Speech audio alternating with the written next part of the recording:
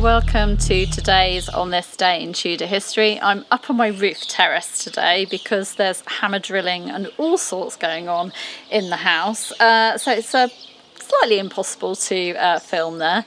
And at the moment, I probably shouldn't jinx myself by saying this, it's actually quite quiet outside apart from a few birds singing. Okay. On this day in Tudor history, the 16th of April 1570, in the reign of Queen Elizabeth I, conspirator Guy Fawkes was baptised at the Church of St Michael le Belfrey in York.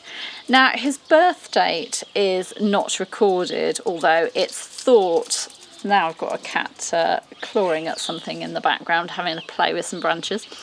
His birth date is not recorded, but as babies were usually baptised within 3 days of birth, his birth date is normally said to be the 13th of April 1570.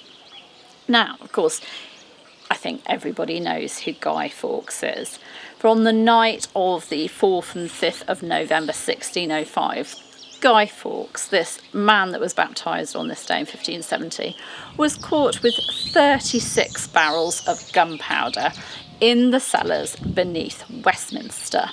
He'd got this gunpowder there because the idea of his fellow plotters was to blow up the House of Lords at the opening of Parliament on the 5th of November and to assassinate King James I, members of Parliament, the Lords and the leading bishops, and to replace the dead king with his daughter, Princess Elizabeth, who was 9 years old and was Catholic. Now, although this plot happened in 1605 and was therefore in the Stuart period, it actually had its origins in the Tudor period in Elizabeth I's reign. Elizabeth had continued the work of her father Henry VIII and her half-brother King Edward VI.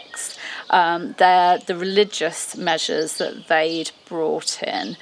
She had her religious settlement and she'd really made England a Protestant country. And by the end of her reign, England was a very dangerous place if you were a Catholic. There was the threat of persecution and even death hanging over you if you were a Catholic. Now, as Elizabeth's health deteriorated, the Catholics began to pin their hopes on King James VI of Scotland. He was married to a Catholic. He was son of Mary, Queen of Scots, who'd been that famous Catholic queen that Elizabeth I and her government had, of course, executed. And although James himself was Protestant, the Catholics felt sure that he would be sympathetic to their cause. Now, James, when he became King of England, becoming James I, he was sympathetic to their cause at first, but actually only for a rather short time. And soon things were back to being bad for the Catholics in England. To cut a very long story short, because I could actually write a book on this really, a party of young Catholic men headed by Robert Catesby, who's often, in the past he's been forgotten, and only sort of Guy Fawkes is the well-known conspirator of the Gunpowder Plot, until actually Kit Harington's Gunpowder series that was on TV really brought Robert Catesby to life and brought his name to the public. So this plot was headed by Robert Catesby, and they decided to seek sort of revenge for what they'd been through, and they wanted rebellion. They wanted to change things once and for all for Catholics in England. Unfortunately for them, and fortunately for King James, the government was tipped off as to what they were planning, and the cellars under Westminster were searched, and Guy Fawkes was caught red-handed with the gunpowder. Try wriggling out of that. Some of his fellow conspirators were killed in a shootout, and those who weren't killed were arrested, tried for treason, and eventually executed. On the 31st of January 1606, Guy Fawkes and 3 of his fellow conspirators were dragged from the Tower of London to the old palace yard at Westminster, of course Westminster being the place that they wanted to blow up, where they were to be hanged, drawn and quartered for what they had been planning.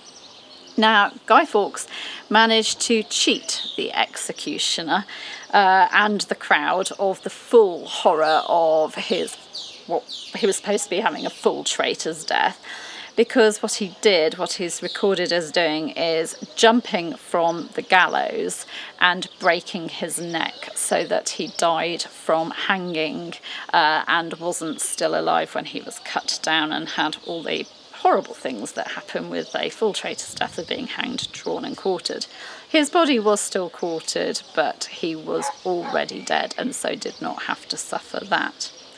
Of course, today in the UK, the Gunpowder Plot is remembered on Bonfire Night, when people enjoy fireworks, bonfire, good food, warming food, and sometimes an effigy of Guy Fawkes is burned on the bonfire he was a traitor to the crown, so let's burn him.